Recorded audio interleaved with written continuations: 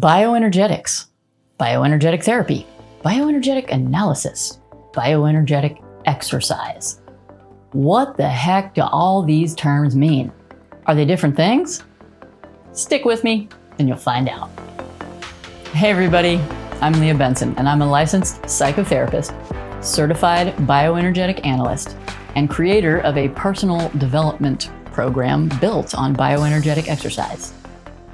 And I'm in Tampa Bay. Today, my goal is to eliminate the confusion out there around a bunch of terms related to a particular therapy modality and make really clear the difference between a therapy called bioenergetic analysis and the practice of bioenergetic exercise. Because right now, it's about as clear as mud. First off, let's get the biggest fish of confusion out of the way by making sure that everyone knows that in therapy land, we are not talking about bioenergetics as in the study of how cells transform energy, the way they mean it in the world of biochemistry, which does not mean that the guy who invented the therapy practice of bioenergetic analysis didn't have some understanding of bioenergetics in the biochemistry sense because, well, he was a medical doctor after all. But the reality is that he was not talking specifically about the Krebs cycle or the creation and use of ATP in the body when he used the term bioenergetics.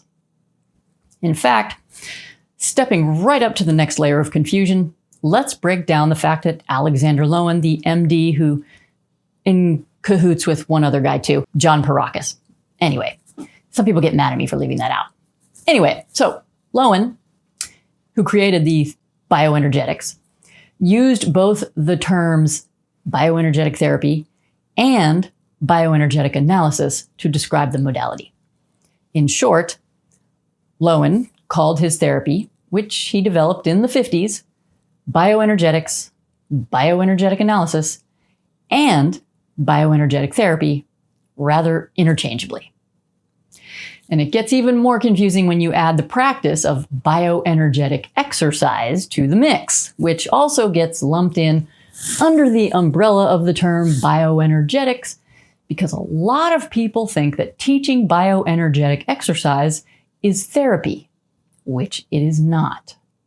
So let's recap. Bioenergetics in therapy land means bioenergetic therapy and bioenergetic analysis, which are two terms for a single mode of therapy practiced by licensed psychotherapists.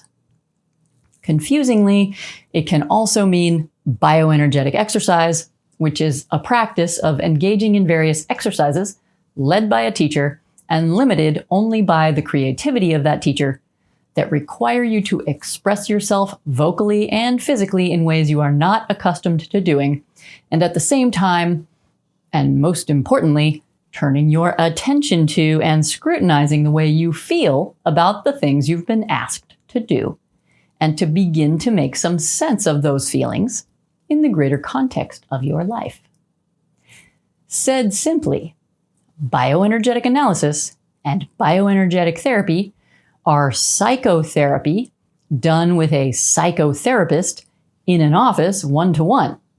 And bioenergetic exercise is a practice you get coached through, led through, in a group by a leader who helps you focus your attention on how the exercises make you feel and what stories related to your life come up for you as you do them, which you can then bring into your next therapy appointment to figure out, should you be engaging in that. Bioenergetic exercise can be led by almost anyone, whereas bioenergetic therapy and bioenergetic analysis are conducted by a licensed mental health professional who has also been certified as a bioenergetic therapist or analyst after completing a 4-year, at least, experiential bioenergetic therapy training program. And that's it in a nutshell. But there is one complexification, and that is that some people conduct their bioenergetic therapy as a coaching modality.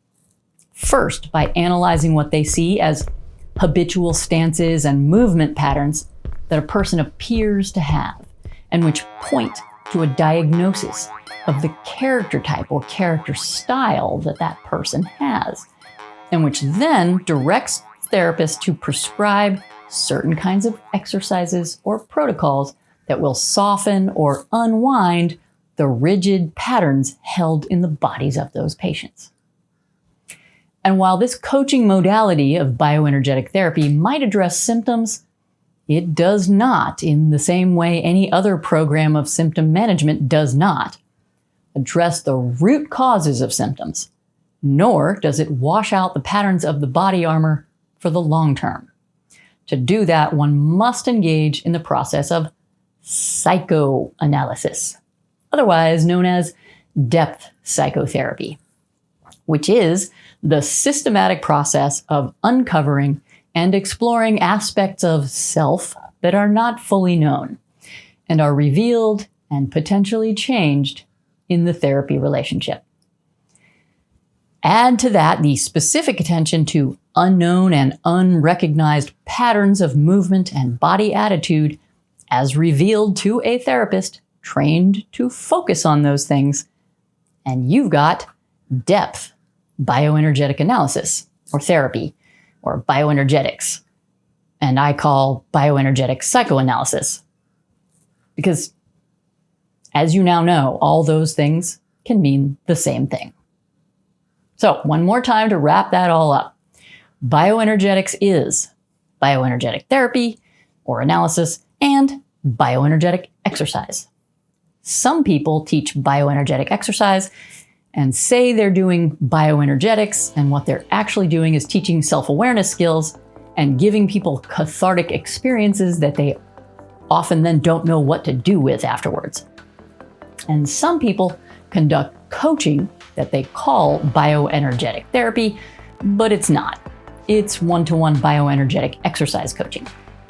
And some people conduct depth psychotherapy that includes a specific focus during therapy on what is going on with the body, and who will occasionally use bioenergetic exercises to intensify or clarify a psychological understanding that is emerging.